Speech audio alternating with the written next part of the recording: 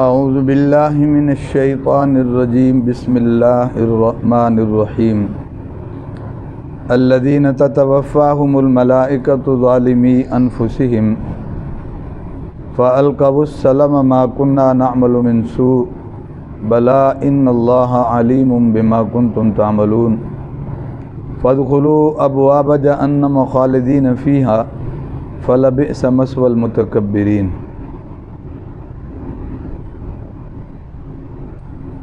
پچھلی آیت کے آخر میں یہ تھا وَالسُّوءَ عَلَى الْكَافِرِينَ،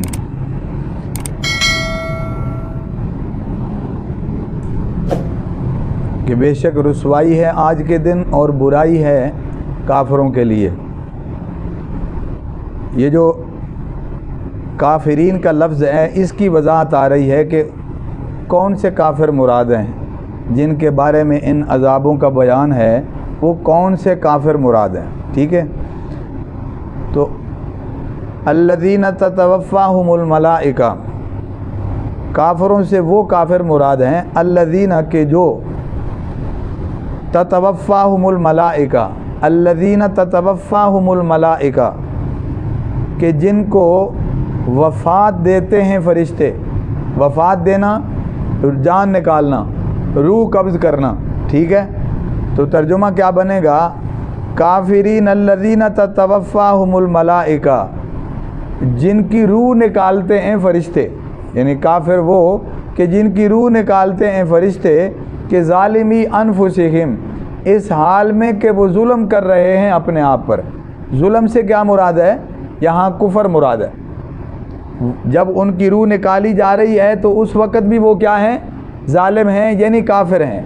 اس وقت بھی وہ کفر پر ہیں، تو اس کا مطلب ہے یہ وہ کافر مراد ہیں جن کا خاتمہ کس پر ہو رہا ہے؟ کفر پہ ہو رہا ہے۔ تو کافرین الذین تتوفاہم الملائکہ، کافر وہ کہ جن کی روح نکالتے ہیں فرشتے، ظالمی انفسہم، اس عالم کہ وہ ظلم کر رہے ہیں اپنے آپ پر۔ فَأَلْقَوُا السَّلَمَ، اللہ فرماتے ہیں فَأَلْقَوُا السَّلَمَ، پس وہ ڈالیں گے صلح کا پیغام۔ پس وہ ڈالیں گے صلح کا پیغام، یعنی کیا مطلب؟ کہ وہ ظاہر کریں گے اپنے آپ کو اچھا، وہ اپنے آپ کو کیا کریں گے؟ اچھا ظاہر کریں گے۔ ما کننا نعمل من سوء، کہ ہم تو نہیں برے عمل کرتے تھے۔ ما کننا نعمل من سوء، ہم نہیں کرتے تھے کچھ بھی برا۔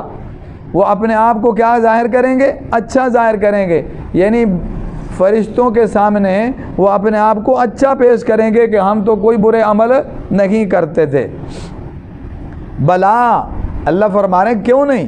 ان اللہ علیم بما کنتم تعملون، بے شک اللہ جانتا ہے اس کو جو تم عمل کرتے تھے، اللہ جانتا ہے اسے جو تم عمل کرتے تھے۔ فادخلوا ابواب جہنم، پس داخل ہو جاؤ جہنم کے دروازوں سے، پس داخل ہو جاؤ جہنم کے دروازوں سے، خالدین فیہا، رہیں گے وہ اس میں ہمیشہ۔ فلبئس مثوى المتکبرین، پس برا ٹھکانہ ہے متکبروں کا، پس برا ٹھکانہ ہے تکبر کرنے والوں کا۔ دیکھیں جی، ایک کافر وہ ہے کہ جو کفر تو کرتا ہے، اسلام اور دین سے دشمنی بھی کرتا ہے، دھڑلے سے مخالفت بھی کرتا ہے، اور دین کی بہت ساری باتوں کا یا سارے دین کا انکار کرتا ہے، لیکن مرنے سے پہلے ایمان لے آتا ہے، مرنے سے پہلے کلمہ پڑھ لیتا ہے۔ تو کوئی کتنا بڑا مجرم کیوں نہ ہو، چاہے عقیدے کے اعتبار سے ہو چاہے عمل کے اعتبار سے ہو، وہ مرنے سے پہلے جب توبہ کر لے اور ایمان لے آئے تو اللہ اس کے پچھلے گناہوں کو کیا کر دیتے ہیں؟ معاف کر دیتے ہیں۔ تو اس سے پتہ چلا کہ یہ وہ کافر مراد نہیں ہے کہ جنہوں نے کلمہ پڑھ کے مرنے سے پہلے توبہ کر لی ہے، بلکہ یہاں سے وہ کافر مراد ہیں کہ جو کفر پر اڑے رہے، کفر پہ جمے رہے، حتیٰ کہ جب فرشتے ان کی روح نکال رہے ہیں اس وقت بھی وہ کافر ہیں۔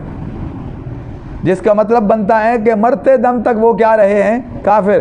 یا جس کا یہ مفہوم بنتا ہے کہ ان کا خاتمہ کفر پہ ہو رہا ہے، وہ کافر مراد ہیں کہ جن کے بارے میں پچھلی آیتوں میں اللہ نے فرمایا کہ یہ وہ لوگ ہیں کہ جن کے لیے رسوائی ہے، جن کے لیے ذلت ہی ذلت ہے، جن کے لیے طرح طرح کے عذاب ہیں، جن کے لیے نکلنے کی کوئی راہ نہیں ہوگی. تو یہ پچھلی آیات میں جو اتنی سختی کا ذکر آیا ہے، یہ وہی کافر مراد ہیں جن کا خاتمہ کس پر ہوگا؟ کفر پر. اس کا مطلب ہے برے حالات کا سامنا اسے کرنا پڑے گا جس کا خاتمہ کفر پر ہوگا. قیامت کے دن عذاب کا اور ہمیشہ جہنم میں رہنے کی سزا اور مستقل ذلت اور رسوائی یہ انہی لوگوں کا مقدر ہوگا جن کا خاتمہ کفر پر ہوگا. تو یہ انہی کی وضاحت کر دی کہ یہ پچھلے عذاب جن کافروں کے بارے میں آئے ہیں، اس سے وہ کافر مراد ہیں کہ تتوفاہم الملائکہ ظالمی انفسہم، جب فرشتے ان کی روح قبض کر رہے ہیں تو اس وقت بھی وہ کافر ہیں، مرتے وقت بھی وہ کیا ہیں؟ کافر ہیں. تو فرمایا یہ لوگ ہیں اصل میں مجرم.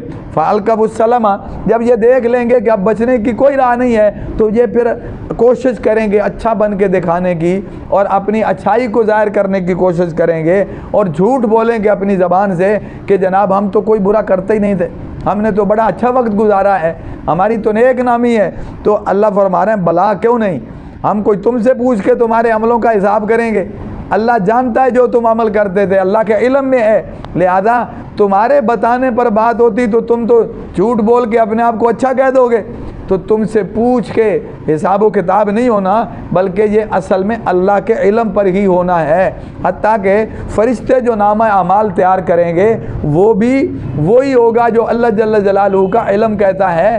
تو لہذا اللہ کو تو فرشتوں کا تیار کردہ نامہ اعمال دیکھنے کی بھی ضرورت، وہ بھی بندے کو مطمئن کرنے کے لیے ایک نامہ اعمال تیار کیا گیا ہے یا حساب و کتاب کا رجسٹر تیار کیا گیا ہے تاکہ بوقت ضرورت اس کو چپ کرایا جا سکے، حجت اور دلیل پوری کی جا سکے اور یہ تقاضا پورا کیا جا سکے اور اسے دکھایا جا سکے.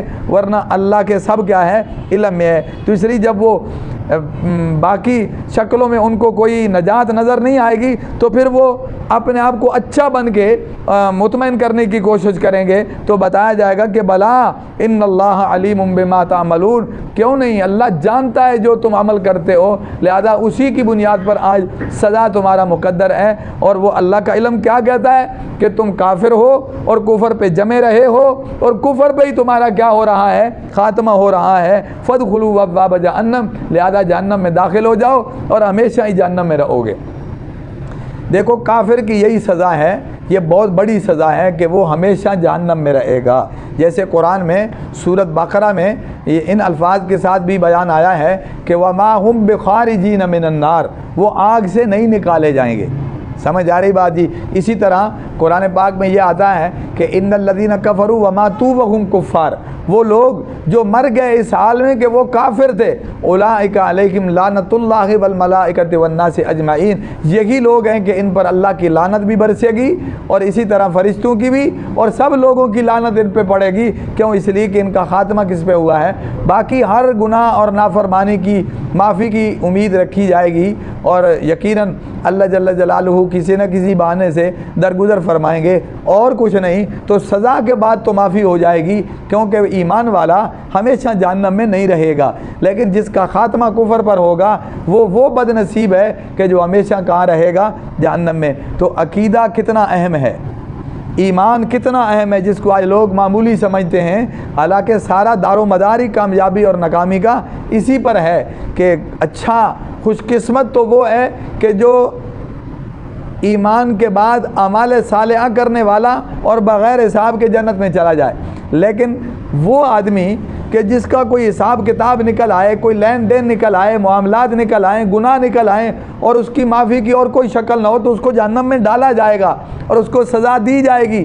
لیکن کافروں کی نسبت وہ اپنے آپ کو پھر بھی خوش قسمت سمجھے کہ اس کا ایمان ہے، وہ نکلنے والوں کی فہرست میں شامل ہے، وہ ان امیدواروں میں شامل ہے کہ جن کو آخر کار جہنم سے کیا ہے؟ نکال لیا جائے گا.